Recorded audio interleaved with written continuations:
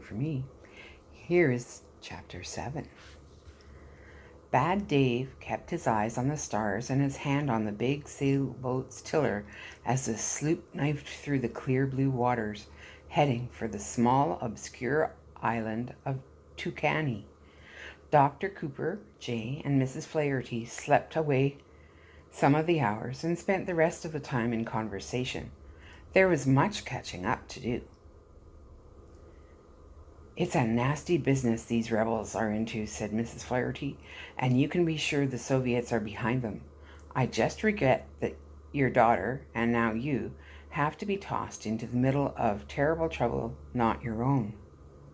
Dr. Cooper had to smile. That happens to us a lot, believe me. What brings you into all this?" She had to smile as well. "Oh, the trouble, of course. I look for it. I do investigative reporting for the major news syndicates, and the only way to report on something is to get involved in it. Well, now we're all involved together. And a threefold cord is not quickly broken." Dr. Cooper recognized the quotation. "Ecclesiastes, you read the Bible?" "It's God's holy word. I've grown up with it. Are you a person of faith yourself?" Dr. Cooper nodded. "Without the Lord God to trust in, I don't think we could ever survive in times like this." "Then we can all agree that Lila is in God's hands, and we can pray." Mrs. Flaherty thought that was a wonderful idea. "That we can." And they did, the three of them joining their hands together and asking God to protect Lila and to help them find her. Each had prayed many times before, but there was something very special about the three of them praying together. It brought a very special peace and a very special bond of faith and hope between them. Then Dr. Cooper looked at his watch and gazed intently ahead, watching for the first glimpse of the island. "Now I'm even more hopeful. It's plain to see that the Lord is really guiding us, one step at a time. It's His way, isn't it?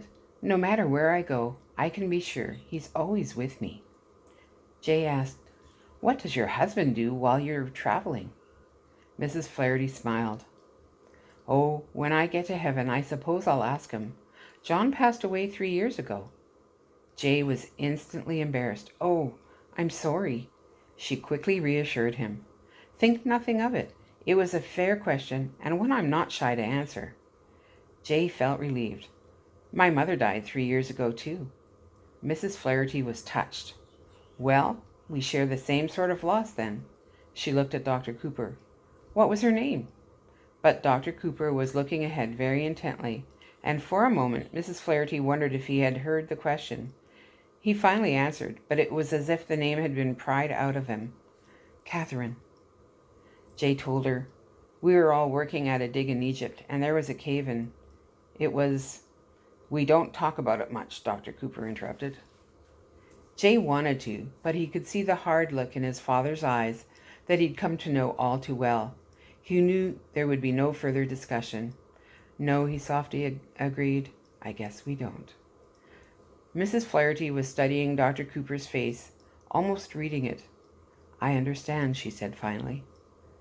Dr. Cooper didn't seem to hear her, but turned and called over his shoulder, "How are we doing, Dave?"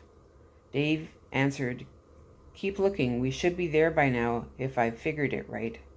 "Dad, I think I see it," said Jay. "Off the port side, Dave," said Dr. Cooper. "Right, that's Tucany." The eastern sky was just turning red with the dawn as they approached Tucany. They could see that this island was bigger than Curno and even had some volcanic hills. Dave kept a very careful eye out for reefs, but the waters were clear of obstacles and approaching the island was easy. The waters soon became shallow. "Here's as far as this boat goes," said Dave. "Jay, can you give me a hand?"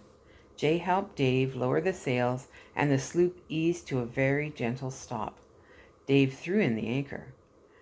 Dr. Cooper was carefully surveying the beach. It would have made a beautiful vacation paradise, with smooth white sand stretching as far as the eye could see in either direction. lazy, swaying palm trees, and the light of the moon reflecting off the clear water like dancing silver jewels. It would have been such a wonderful, enjoyable sight, except for the dull, thudding, frightening sound now reaching their ears, the distant beating of drums, boom, boom, booming across the water, painting all kinds of fearsome pictures in their minds. The cannibals? Jay ventured. One and the same, said Dave. The drums of the Sutolos, but they sound far enough away, probably the other side of the island. If luck shines on us, they won't know we're here. But suppose this pearl diver is one of them, said Mrs. Flaherty. We may have to walk right into their camp and present ourselves. On a platter, Jay ventured. Hold it, said Dave. There might be more trouble. He was looking out to sea, and now they could all hear the dull drone of a motorboat. There, said Dr. Cooper, pointing. Dave grabbed his binoculars and took a better look. Too dark to tell if they're friendly or not. I don't see them smiling anyway. How big a boat is it? Not too big. No bigger than ours, I think. But it has speed, and they're using all of it. They're in a hurry to get here. Dr. Cooper looked around, trying to think of their options. The Sutolos on one side, this unknown bunch on the other, and an unknown island in between. I have some guns below, said Dave. I say we bring them out. That's sounding scary.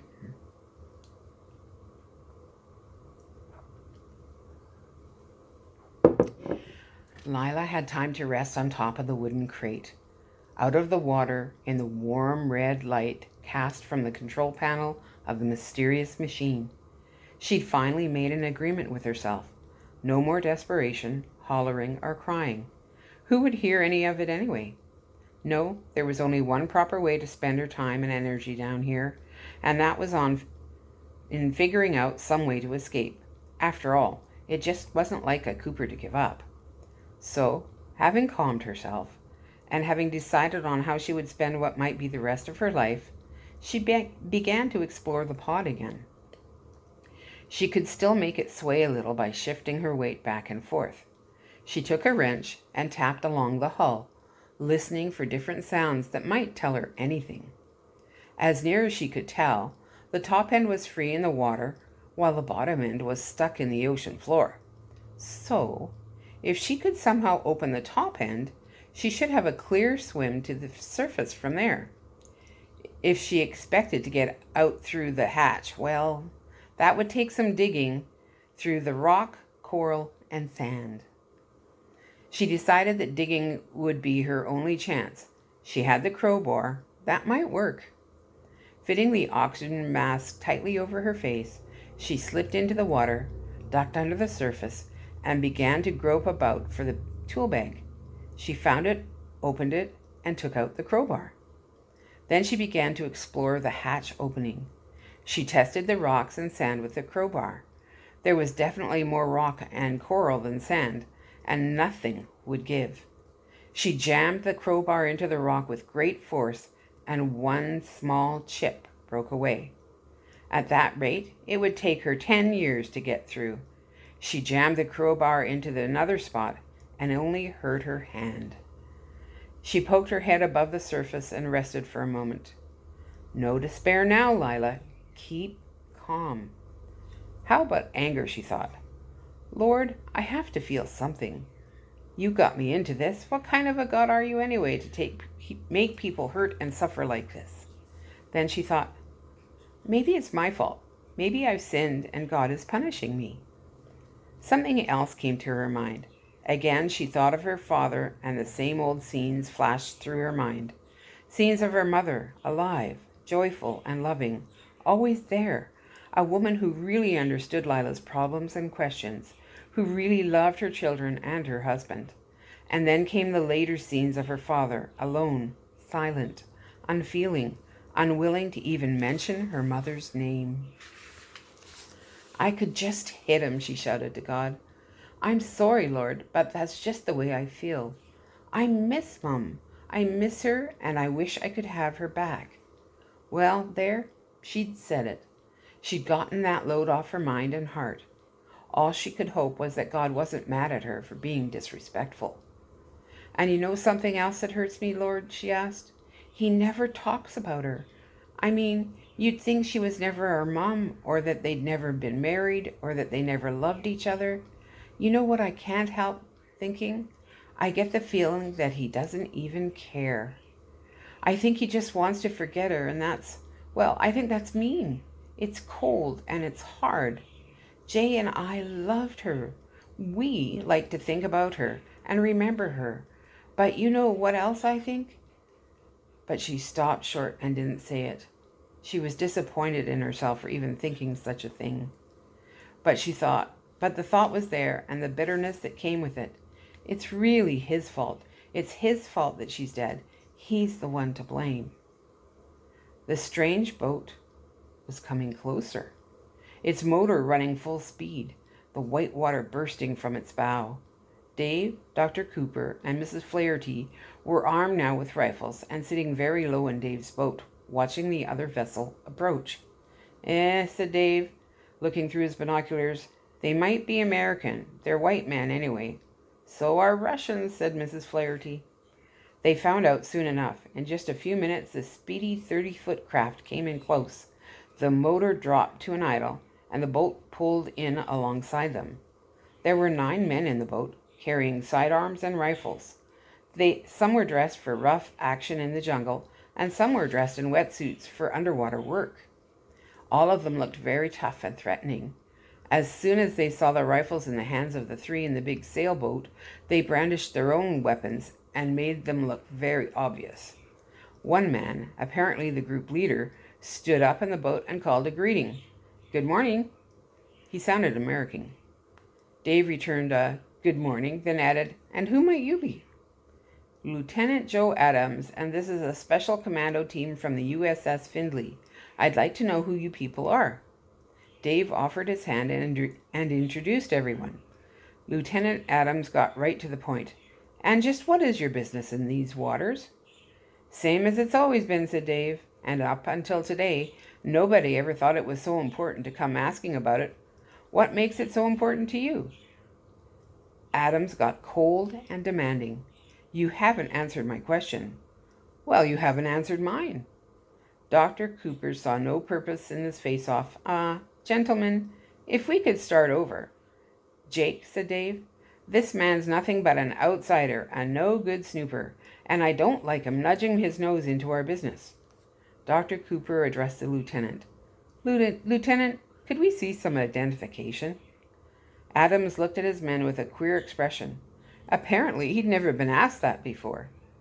He had to get a pouch from below deck and dig around in it to find his black leather folder. He flipped it open and showed them all his identification. It was complete, even with a recent color photo. He was clearly who he said he was. Dr. Cooper was satisfied. "Thank you. Now, are we suspected of a criminal trespass?" "No," said Adams. "Do you have authority to detain us?" "If I find reasonable cause." "Have you found it?" "Not yet."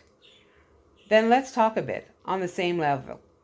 Either we can help each other out, or we can all shoot each other," said Dave. "Dave," Dr. Cooper cautioned, "rather than doing that, why don't you invite the lieutenant aboard your boat?" Dave's mouth dropped open, and he was about to squawk, but Dr. Cooper just nodded assurance to him, and he softened. "Okay," he said, "but just the lieutenant, and his feet better be clean." The lieutenant came aboard, and Dr. Cooper offered him a seat. "Now," said Dr. Cooper, "I don't mind stating our business here. We're looking for my daughter. She was aboard an Air Force plane en route to the United States, and it may have gone down in this area." Dr. Cooper studied Adam's face for a reaction. There was a slight tightening in the jaw muscles, all right, but Adams kept a straight face otherwise. Adams asked, "And how do you know where to look?" "We don't know anything for sure. We're mainly following some flimsy leads and some strong hunches. But would you know anything about all this?" Adams only nodded to his men, who immediately pointed all their guns at Dr. Cooper and the others. I only need to tell you one thing. I've found reasonable cause to detain you for questioning, Doctor. All of you are under arrest. 3 commandos jumped aboard the sailboat with their sidearms in hand to arrest them. Hand over your weapons, Adams ordered. Dr. Cooper and the others obeyed, although Dave was the last. The 3 men snatched the guns away impatiently. All right, get aboard our boat. We'll have to take you back to the Findlay. Lieutenant, one of the men yelled.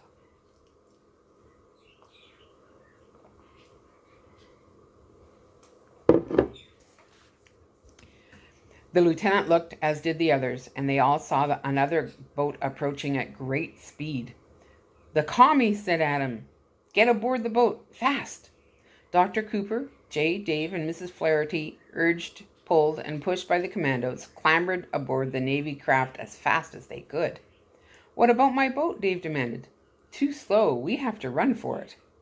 The Navy boat roared to life and shot forward with a lurch that knocked some of them to the deck. Kicking up a white wake, its bow slapped the water. It shot along, its new passengers hanging on for dear life. Gunshots! Bullets began to punch holes in the walls of the boat. Adams and his men hit the deck and took defensive positions, their rifles ready. An explosion! Dave looked back in time to see his precious sailboat blossom into a ball of fire and disintegrate into charred, fluttering fragments. All he could do was holler in anger and despair. They're using rockets, said Adams. That means they mean business. They could all see the other boat getting closer. It was definitely communist rebels, perhaps from Kurno, who were shooting at them, their guns flashing and smoking. Another rocket sailed through the sky in a high arc, trailing a plume of smoke. Evade that thing, Adams yelled, and the driver swerved the boat to and fro, trying to stay out of the rocket's way. The rocket finally dove into the ocean with a powerful explosion and a towering plume of white water. It's no good, said Adams. They're gaining. They're going to catch us. He shouted an order to his men. Open fire. The whole boat became a deafening chorus of gunfire with rapid bursts and pops so loud you could feel them in your chest. Bullets were flying everywhere. Somewhere, somehow, Dave managed to get his hands on a machine gun and began spraying bullets backward along with the others. Another rocket exploded only 15 feet away, the plume of water dousing them all. The 2 boats roared along over the blue ocean, circling the island like 2 thundering hydroplanes, swerving, bouncing, slapping the water, exchanging volleys of gunfire, and a steady pounding of exploding rockets. A reef! Without warning, with incredible force, the Navy boat slammed into it and sailed into the air, the bow raised high, the stern dropping. The boat slowly flipped over. 13 bodies were flung out and tumbled like rag dolls into the ocean, hitting the water in a wide pattern of splashes.